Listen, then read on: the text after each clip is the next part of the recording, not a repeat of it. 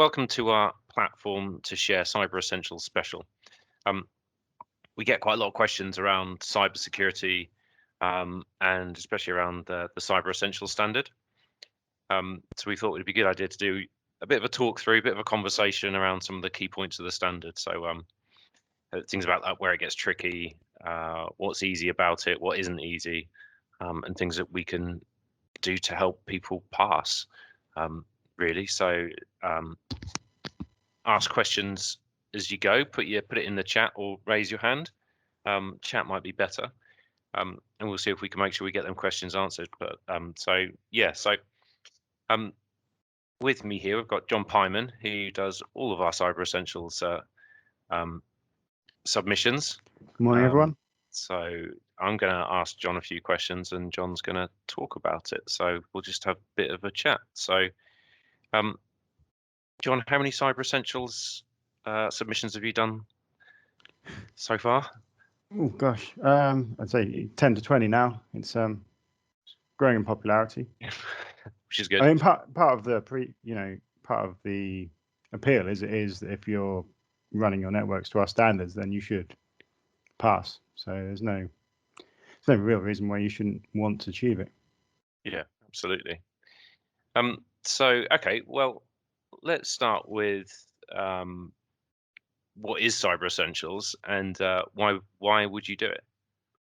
Okay, so I did a bit of digging because we've been doing this for a long time and had a look on the history of it. So it goes back as far as 2014, actually, launched by the Department of Business and Innovation and Skills.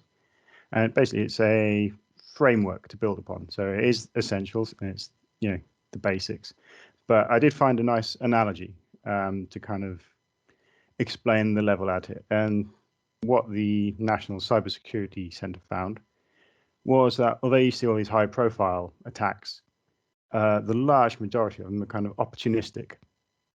And the analogy they used was a thief trying your car door or your house door. It's the fundamentals, and it's the smaller companies as well that may miss that sort of thing, and it's the smaller companies that are hurt more by that sort of thing. Mm-hmm. So the scheme was essentially to make sure that small, medium, and large enterprise all had the fundamentals done. Okay. And most of that is, like it says, locking the front door, making sure your passwords are good and your network is secure. So it kind of sets minimum requirements, really. Yeah. What kind of what areas does it set those in? Well, it sort of looks at 2 or 3 main areas. The first one is where your network meets the internet. It looks at where your devices meet your data, and it looks at where third parties might meet your data as well. So it's all about that interface and the various means by which your data is looked at. So when you say third parties, would they be what kind of third parties? Would it just be any third party? That would be if you had to host an FTP site, perhaps to move large files back and forth. It doesn't lean, if you're sharing documents just with collaborators using SharePoint and Teams and OneDrive, it doesn't look at that. This is only when you're hosting it and it's inside your network. So it's for mostly FTP, anything where you have the, if you've still got an on-site Exchange server or something like that, it would look at that. But it's mostly if you're hosting something and you're providing access. Information you control then, really? Yes, exactly. Okay. And where you control everything, because obviously if it's hosted in Office M365, you have control, but you don't have ultimate control. Yeah, like you don't, when you said that you don't have access to the actual data center itself, do you? Or the firewalls or anything like that? Quite. Okay. So what do you actually get from Cyber Essentials? What's the gist of that? I think the gist of it is that I think it lets you step back and have a third party, in this case us, take a standardized and formalized look at how your network exists and how it's running.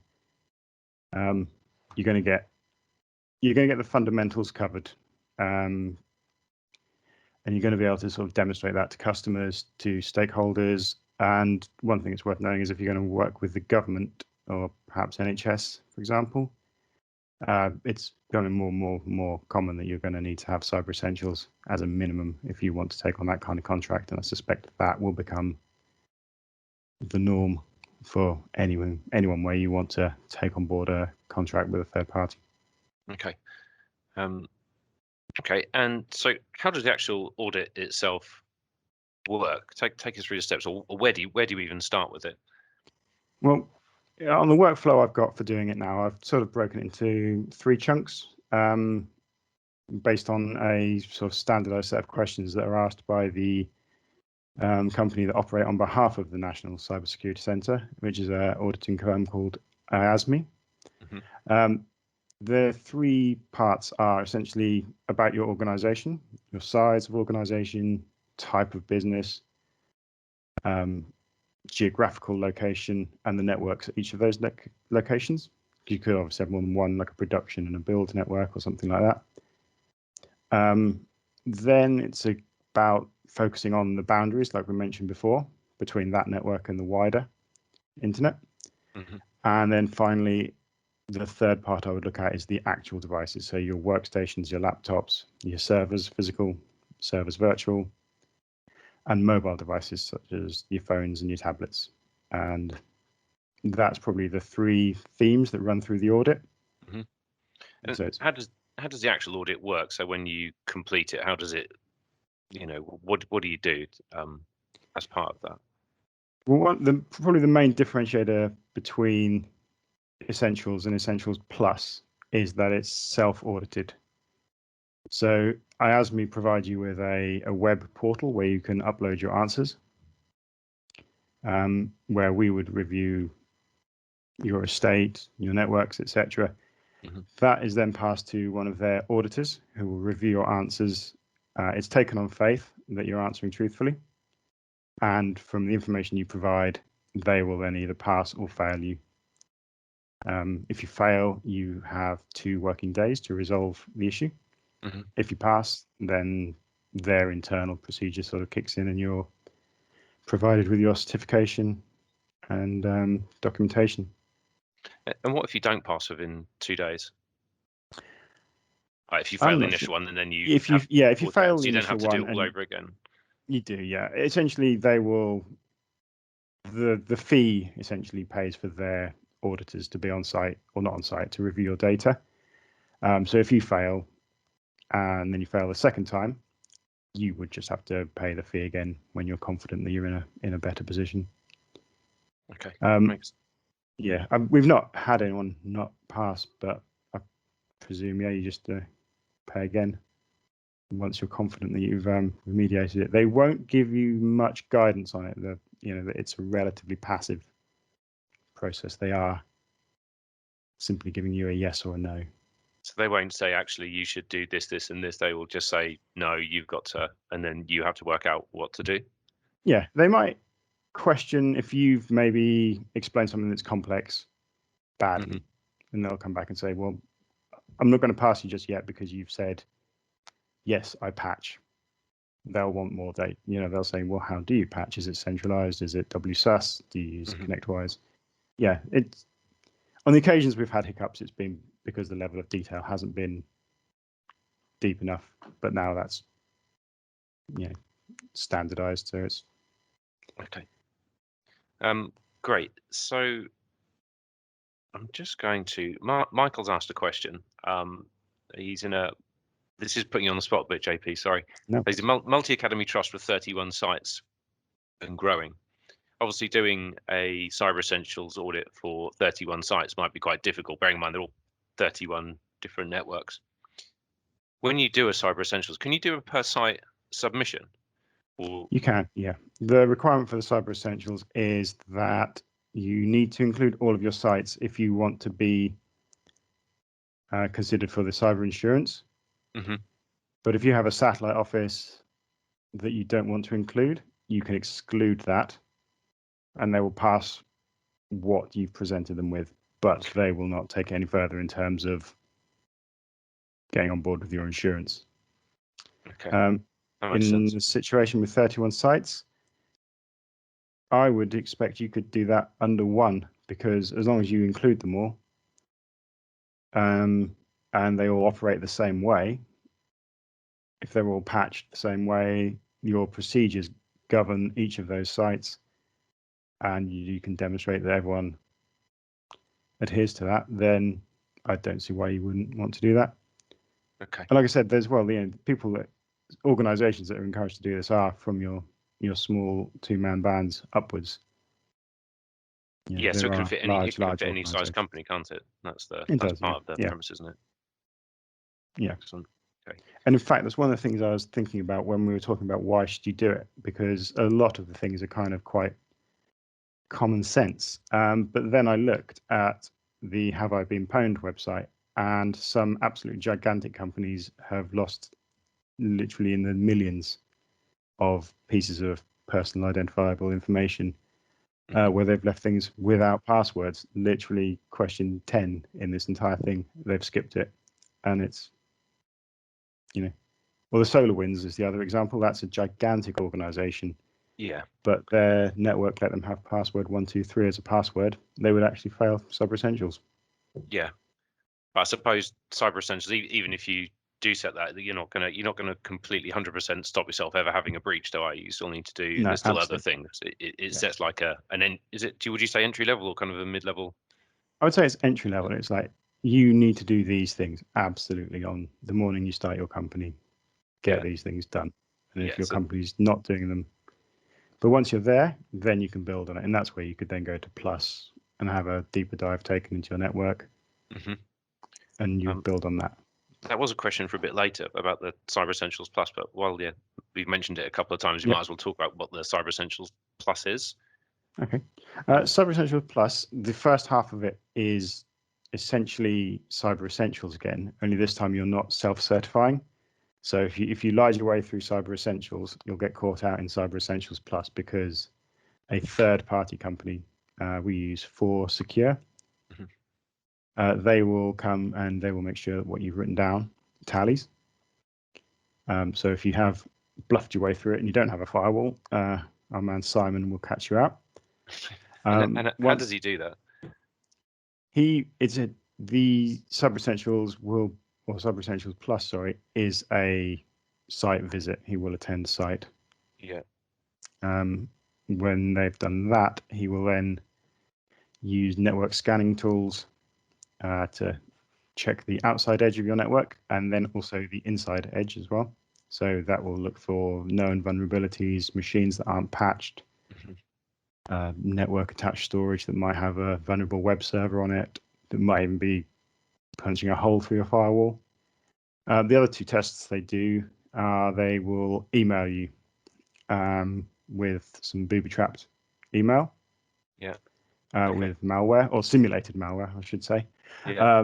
They also take a couple of 3 random selected workstations, and they will browse to websites with simulated malware attacks as well, and confirm that your antivirus and your anti-malware survive that attack. So he'll be on site for that, and that's that next level. That's that in-depth where you're looking at port level vulnerabilities, information disclosure, things like that. Yeah. Okay. And that's a really good stepping off point then to really secure your network. Yeah, brilliant. I think the way to look at it is it's like if locking your front door stops a burglar just walking in, but doesn't stop someone with a lockpick, Cyber Essentials stops the next level of attack. Cyber Essentials Plus takes that bit further, and then you just have to sort of put that against what your perceived threat is. If you think you're going to get state level attacks, then you're going to keep going up and up and up. But if you're at that level where you just need to be demonstrably secure against your opportunist threats, then Essentials and Plus get you a good way to be there. And that's a good point, John. So when you look at the data you're protecting, you want to put appropriate measures in to protect the level of data that you've got. So if you've got a lot of sensitive information, you want to probably go above that, don't you? You want to do other things to make sure that data is technically secure, don't you? Which might not be included in the standard. No, that's it. You at that point you're going to be looking at specializations, but you could spend all the money in the world, but if you haven't password protected your router, then Yeah. you know, if it's like video game levels. If you're not doing level 1, then much as it's probably a lot of fun to go and buy the shiny gear, you need to be getting it in order, in the right sort of chronological order. Fantastic. Tim from the forums put in a question and said, from organizations you've taken through the process, do you think they ended up more secure as a result, or did it validate what they were doing already? That's a very good question. We have our own breakwater standards, as you all know, that more than exceed the requirements of Cyber Essentials. Items that are outside of breakwater's standards at this time, things like mobile devices. We're seeing IASME, as the National Security Centre, really focus on those this time around. And the last few I've done where we've had to sort of bully everyone into updating their handsets, their mobiles and tablets and things like that, where they're personal devices, they're sort of outside of our remit, but are accessing organizational data. I would say from just that alone, from the fact that vulnerabilities in mobile devices are caught and dealt with, definitely they're the most stealable, losable, vulnerable points of access to your data at this time. So where we've tightened up on that, I would say absolutely. In terms of the other stuff, I think it's acted as a motivator to get people to implement standards that we're already working towards. So yeah, I think it probably hurries along arriving at a secure state. So things like updates Windows 7, I think was when that went out of end of life, that Cyber Essentials kind of meant that people couldn't renew their Cyber Essentials because some people still had Windows 7 left on their networks. Yeah, we've seen a few Windows 7 devices, Windows Server 2008. That's still kicking around on some legacy boxes. They will allow you, if you need to have some data stored on a old box, that only needs to be accessed, say, at a terminal. If you can demonstrate that you're air gapping it, we've wiggled people around that way. But it's devices that access the network and that are on the network. So if you can take them off and just have them as a standalone, it's a workaround. But if it has helped to push forward, like especially 18 months ago, wherever now, the Windows 7 to 10 adoption. Yeah, that has definitely helped. Brilliant. Okay. Oh, we're getting a few more questions in here. Hold on a second. So let's just talk a bit more about the audit, and I'll answer that. Darren has a lot of questions. Let's just answer a couple of Darren's questions. So Darren's first question is there an issue with users using their personal mobile devices to receive 2FA notifications either by text or an authentication app, as in theory there's no control? I can answer that if you want. Yeah, I mean, my view would be that that's not the end of the world, because you have control over the other factor of authentication, and the second factor isn't triggered until the physical access is triggered. So I think, and again, it comes back to what level threat are you against, because Jack Dorsey's Twitter was hacked and he uses 2FA, but you need an entire state ganging up on you for that to be broken. So his 2FA was taken because someone actually rang up the phone company and took over his SIM card, didn't they? Exactly. Yes. So that's very targeted, kind of. Yeah, it takes you've got to stack a lot of opportunities on top of one another to get around this at this point. And on the flip side of that, something like 95% of attack vectors are blocked once you put two-factor authentication in place. Yeah. Yeah, definitely. Yeah. You don't have 100% control of that phone, but you have 98% control of all the other factors. I suppose that's where mobile device management can help, and we'll come on to mobile device management in a bit because it's quite a big thing. That can really help, because if someone has two-factor on their phone but they don't have password protection on their phone, and someone had their password and their phone, then yes, that would be a bit of a hole. But if you can control the phone to a certain extent to ensure that if it's connecting to your systems, that it has a certain complexity of password on it and it's encrypted, then but we can force that. But we'll come on to that. Darren's also it's better asked to have it than to not have it, though. Yeah. Yeah, exactly. That's definitely having 2FA on an unprotected phone is better than not having 2FA at all, isn't it? Correct. Yeah. So Darren's also asked about Windows 8 still being in support and Windows 2012 still being in support. They're both in support until I think it's November 2023. It is. Yeah, they're both in extended support. But yeah, that's still 18 months or so away. Yeah. Yeah, it's only the old classics that have dropped off recently. Okay. Oh, that was two different Darrens. Sorry. Yeah, Jordan's just reminded me. That was Darren Green asked about Windows 8 and Darren Arnott asked about Windows 2012. Sorry. Yeah, the answer's still the same. They're both in support until 2023. Yeah, and that's 2012 and 2012 R2 are both on the extended support out till 23 now. Yeah, so we've got a couple of years to think about that. Yes. So Aliona's asked a question. I'm not 100% sure I understand it. She says, we've been achieving CE accreditation for the last 3 years. But last year, IASME offered the opportunity for CE and IASME. Is this a level compromise middle ground between CE and CE+? So this is IASME having a separate standard. Is that? Do you know much about that? I know that IASME was one of several auditors that were working with the Cybersecurity Centre up until probably, I want to say about a year ago, when they became the only partner doing it. Whether that means they now have the opportunity to offer a different certification, there might be other products that they offer as a auditing company, but that would not, if it's not the Cyber Essentials or the Cyber Essentials Plus, then it's, there's any number of network security certifications, and if that's their business, then I suspect it's a sales funnel, isn't it? If you're already demonstrating that you want to secure your network, then they're selling the upgrade, aren't they? Yeah, I think they also, IASME also sell toolkits. So toolkits for ISO 27001. And I don't know if they do one, but I know, Aliona, you've also got the NHS toolkit stuff as well, haven't you? Which is also really good, and will bring you up from CE to another level as well. Okay, questions answered. So, over the last few years, things have, I suppose, changed a bit on the audits when we've done them. What do you think's got harder about them? What's the one thing or a couple of things that have got harder? What's harder is that there is now a larger number of unsupported operating systems, and there is less money going around.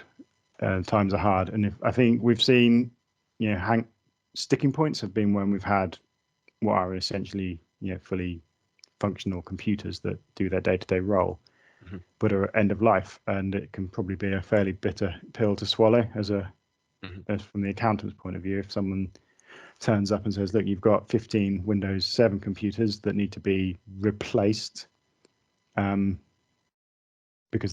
someone has just phoned up and said they're not receiving security updates, that can sometimes, I guess, come out of the blue, might not be in the budget. Obviously, that's starting to sort of fall off the horizon now, because there's very few 7 boxes out there in the estate we look after. But it can be mobile just devices. We'll come to mobile devices, but it can just be one Windows 7 machine that can hold up the whole Cyber Essentials content. We've got one somewhere where it's a phone system, isn't it, or phone system software. It's not ours. It's not the client's. It's owned by the phone provider, and that just holds up the whole process, doesn't it? Yeah, and it's the cliche would be, a chain is as long as its weakest link. It doesn't matter how secure everything else is if that Windows 7 device is sitting unpatched. The other thing is Windows 7 is still prolific and it's still unpatched unless you have, the ESUs, and then even then that's only for critical stuff. What's the ESUs? So that's the extended support. That ESU is a annual subscription, for want of a better word, where Microsoft will provide updates for your legacy hardware. But I believe it's charged annually and retrospectively as well, if you need to. Yeah, Oh if you no, missed the year exact one, commercials. Yes, you yeah, buy if you year one missed year again. one, you've got to pay for year two, and if you missed year one, want to come on year two, you've got to pay for both years, which I think Yeah, racks up to a couple £100. it does. Yeah, it's cynical because they're obviously producing the updates and then sitting on them, but they want everyone on the same device. But yeah, that's the hang up, is that if the IASME definition is that all your devices must be receiving regular security updates. And if you say, well, there were some iOS devices that did get some emergency updates, but didn't get regular updates, and they had to be decommissioned. And I think I had a relatively extended conversation with the auditor, because I said it's literally got, these were patched, and he's like, yeah, they were patched ad hoc. They won't be patched again. This was just a particularly nasty vulnerability that Apple saw fit to deal with. So yeah, the holdups are the few legacy articles that are just, and it's not necessarily, I guess, with those machines that they're doing a particular role, it's I don't know, small money to replace the laptop. You might have the knock-on effect of having to then upgrade something that depended on that, or train staff, or move to a new app. That's where things can just, the brakes will get hit, and that's where it stops. Yeah. Because otherwise you'll fail. Yeah, it's quite frustrating when that happens as well, isn't it? Okay, so you've mentioned mobile devices again there. Should we talk about mobile devices? Yes. Yeah. So why do we keep talking about mobile devices? Why do we need to be aware of them? Mobile devices keep coming up because everyone is now using probably their own device to access company data. Or a company provided mobile phone to access company data. And these are small, stealable devices. By default, they're not necessarily patched or managed by Breakwater. They're not consistently patched. So if you've got Samsung devices in your estate, some will get updates, some won't get updates. Samsung are sort of notorious for not giving things as much of a life cycle as perhaps Apple do. And it just comes around to being essentially the same problem as an unpatched laptop. Android is prolific, iOS is prolific. Vulnerabilities are always, widely aware. People are, made aware of an Apple vulnerability. It makes the news. It's a very large attack vector, and it's harder to manage out of the box. The other thing that is challenging in terms of gathering the data, you can use PowerShell to list all the devices that access a particular mailbox or M365 account, but not all devices will identify themselves. iPhones generally say what they are. Android devices will probably just show as being Outlook for iOS or Android. And in that instance, it then becomes a manual data gathering exercise. Yeah, and that sounds painful.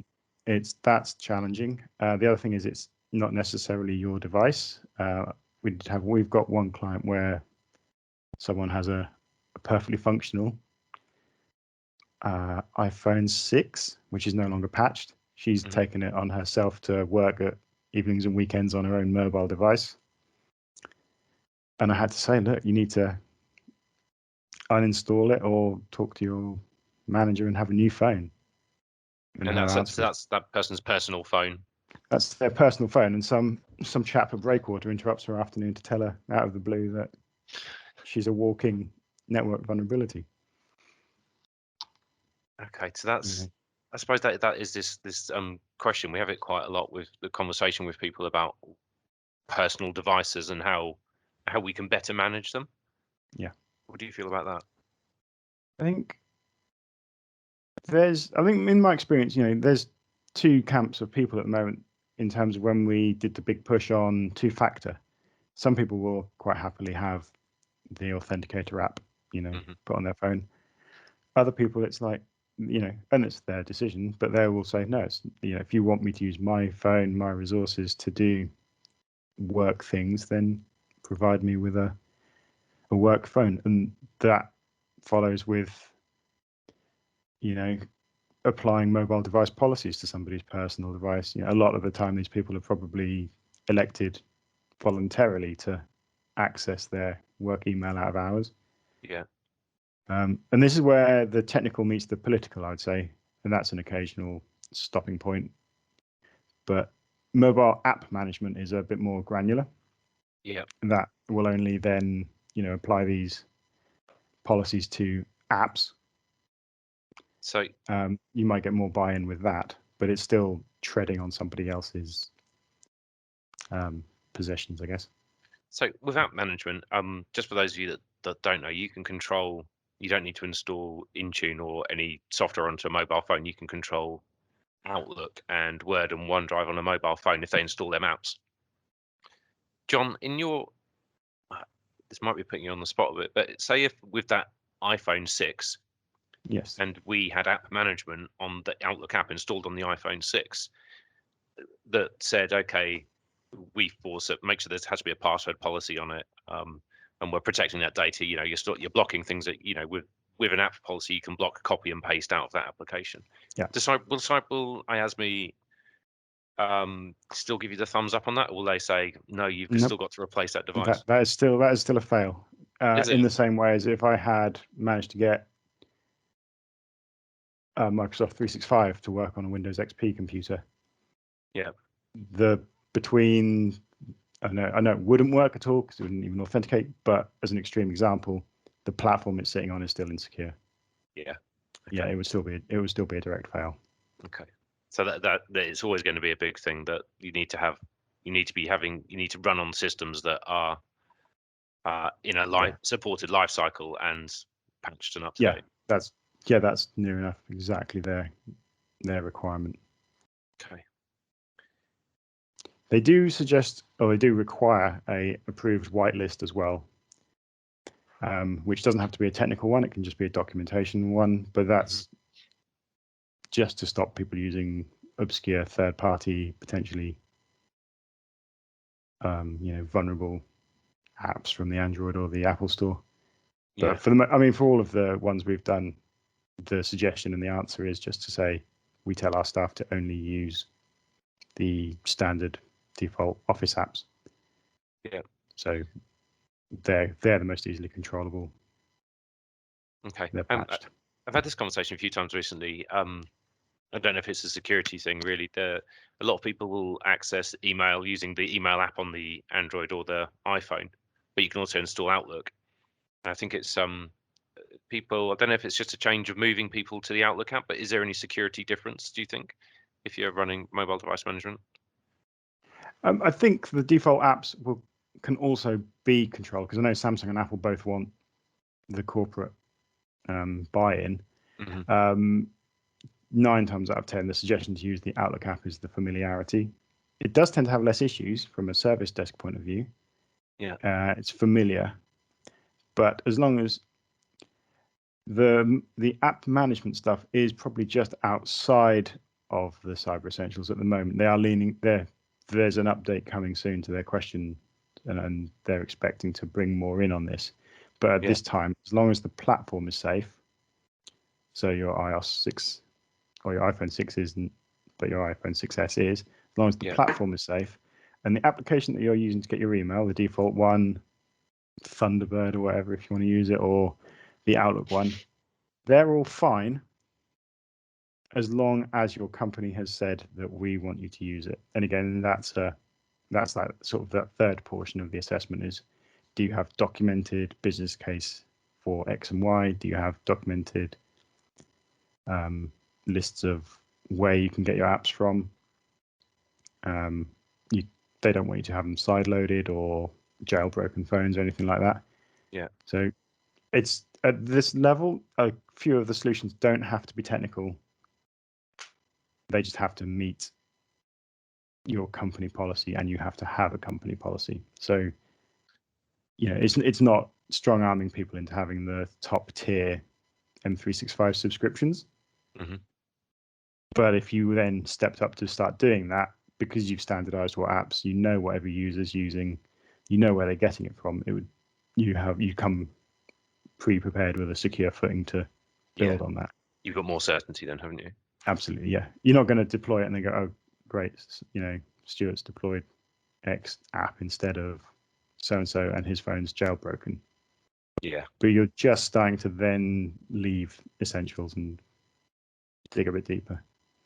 Okay. At this point, a policy document that your staff has signed to say I won't use anything other than the approved apps will get you a pass. So that's really interesting. You mentioned you see this quite a lot in Cyber Essentials, a documented business case and a policy. And I think sometimes people are taken aback a bit that they need to have some kind of policy, maybe for like a firewall rule, they need to document a business case. How do we normally go about managing that and helping people to solve that kind of problem? It's pretty straightforward. Odds are, if the firewall has been managed by us for any number of years now, we will have had eyes on it. It will have gone through our approval procedure. Mm-hmm. It may have been done as an ad hoc, ticket or something like that. But the default is no rules, and they're only ever going to be the ones that are added. So it's not hard to identify, port forwarding or anything like that. Yeah. It's something that has to be put in deliberately. I mean, if it turns out no one's aware of why it's there, then it will need deeper investigation. But essentially, as long as there is a justification for it and a legitimate reason, and the rule needs to stay, then it's usually, we are aware of rule X. It enables features Y and Z. There are no obvious security concerns with it. And again, they're not seeking to change the way you do business. They're just making sure that this isn't a rule that was put in perhaps 3 years ago by an admin who doesn't work for you anymore. Mm-hmm. Things like OWA would be one. There's no point if you're still allowing HTTP, HTTPS through for no real reason, and your server's sitting with IIS on there, you start making yourself vulnerable to information disclosure vulnerabilities and things like that. You've got services that don't need to be running. So where you've moved stuff from internal to be on the cloud or something, and you haven't updated your firewall, absolutely. so just kind of stop. To block that hole to actually manage that. Yeah. And what it does is it starts a conversation, because you say, hey, do you know X, Y, and Z are open? Customers like, no, don't need them anymore. Yeah. And you say, brilliant. Well, let's RFC and get these closed down. And that's the other thing. Don't forget that as well as just getting the security certificate, you're getting the security, because the remedial action is taken. Yeah. And legacy rules, legacy forwarding rules are removed. Things that are inherited from another MSP, perhaps. Yeah, all that kind of stuff. It's not just done just the certificate's the bit at the end, but the journey, for want of a better phrase, is that remediation is taken and things are reviewed again. And once you've done it, I suppose the following year becomes a bit easier to do, because unless you just review and see what's changed throughout the year and submit it on that basis. Year 2 should be fine. And what happens? So I think when we first started doing Cyber Essentials, there was no real information about it being a yearly thing until we realized that certificates were dropping off of the NCSE website. And can you explain a bit more about that at all? Yeah, it needs an annual review because things change. It's, I guess, the easy option, or the easiest example, is that when we passed ours just for Christmas, Windows version 18.362 was legit, and we passed, and that was on the 9th, and on the 11th that became an unsupported operating system. So we updated on the 2 or 3 machines that had it. But if we'd have had to book it in the following week, we would have literally been non-compliant. Yeah. Feature updates are now biannually, so if you time it exactly wrong, you could fail twice a year. But making sure they are up to date during the year is exactly. It means when you come to the actual submission, it's sorted then, isn't it? And that's it. Yeah, that's why the biannual one makes it easy now, because you've got a fixed horizon, a fixed deadline to aim for. When those machines that are perhaps a little bit older need patching. Phones as well now. Samsung have moved to a quarterly, monthly, and biannually patch policy. Mm-hmm. Apple are already really good. They're monthly, I think. So, but yeah, it only takes, I guess, a month before you could become non-compliant again, because if And you that's where don't it's hard update, with personal phones, isn't it? Because you can't necessarily force, a lot of people won't already force or control personal phones to make sure they're up to date. Mm, So that's no. when you then have that struggle every year of making sure that they are up to date. Yeah, quite. And a phone, what is £1,000 these days for a top-end phone? You can't just tell someone who wants to put in the extra hours that they have to also sign up for a 3-year contract to. Yeah. But I think you know your date, you know what you have to achieve, but the procedures that are documented aren't changing too much. The other sort of 70% of it, once you've set your procedures in stone, your documentation, unless the new questions get advertised or added, sorry, and IASME give us a heads up on that, then yeah, you should be good. Okay. I'm conscious we've only got a few minutes left. If anyone's got any more questions, pop them in the chat. I suppose my final kind of questions around other kind of accreditations you can do in a business like ISO 27001. I won't mention PCI DSS because that's horrific. But where do you think Cyber Essentials differs to ISO? It's definitely the more lightweight than ISO. ISO is far wider, isn't it, though? It's a lot more procedurally driven as well. There's a lot of overlap because you have to cover those fundamentals. Yeah. I would say the ISO one is probably a little bit more far-reaching, and obviously it reaches across to stuff that isn't quite touched on by the essentials, or plus for that matter. There would be no harm in having both, and having either would assist in getting the latter. Both of them still raise you up from no kind of accreditation at all, and makes it like some of the basic holes are plugged up, don't they? Quite. And the ISO one has the advantage of being ISO, level. It's probably a more well-known kind of accreditation because it's an ISO level one. But if you've got the first one, then the second one, especially if you've got 27001, I'd be very surprised if there's anything really that would catch you out in essentials. Apart from mobile devices. Yes, but as long as they're up to date, that's it. As long as that the platform stuff is on for essentials is secure, then they're contented. I think if you're going to go that way and have a mobile workforce, you need to look at MDM and MAM anyway. Yeah. But there's no point putting that on an unsecured device anyway. Very true. Yeah, that's pointless. So I suppose just one final question, where do you think Cyber Essential falls short? Or what do you think that they should include in it that they don't already for an organization? I'm sure they have the reasons, but they don't really lean too much on standard users accessing cloud-based services. Now, obviously, you have to have a password to get to those, but 2FA isn't mandatory yet. Yeah. And it's interesting that, their focus is very on-premise, I would say, and the rest of the world isn't super on-premise anymore. Yeah. But your data does sit on-premise, inverted commas, while it's at rest on your laptop or your NAS. So, it still makes sense. It's not out of date. There's no reason not to have. You can't just say, well, everything's in the cloud. I don't need to lock down my local networks. Yeah, but it could do with being a bit more up to date, looking at the cloud services you use. Yeah. I suppose that could then get a lot more complex for them to answer and to manage, because obviously not all clouds are the same. No, quite. And I think if anything does turn up, I think it'll just be all standard users need 2FA to access, and perhaps some management on, like you said, on the device you're doing it from, because there's nothing, I guess, stopping a user copy pasting at the moment, is there? Same for a personal device to a hosted remote desktop server, or accessing it from anywhere in the world. Yeah. You don't necessarily, if you're purely based in the UK, you don't necessarily want people accessing it from Australia, which in theory a lot of cloud applications can be. That could happen. Yeah, I think if they were going to lean on it, it would be things like 2FA, impossible travel, things like that. Maybe data exfiltration. That was an exciting thing for people last year. Yeah.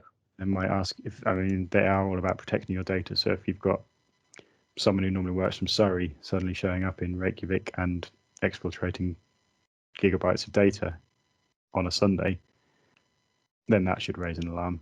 But then you're moving into M365 and lots of other conditional access rules and things like that. But it all comes back to, it doesn't matter if you've got all that if your router doesn't have a password and you can just walk onto the network. Yeah. So yeah. Okay. Brilliant. All right, John, I've asked you plenty of questions, so thank you. Thank you very much for your time. We haven't had any more questions, so that's great. Michael Vaughan, sorry, I didn't see your message about singing until I'd already started, so I'll give you a call in a bit and I'll sing to you if you like.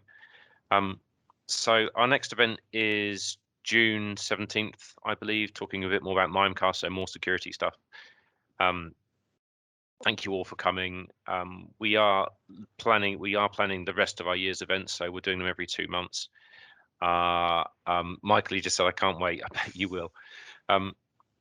We're hoping to get back to in-person events by the end of the year, but we're going to see what other people do and see how they work them. But we're planning our cybersecurity conference to be back in the forum in December, so fingers crossed that will all go okay. But until then, thank you ever so much, everybody, and see you again soon.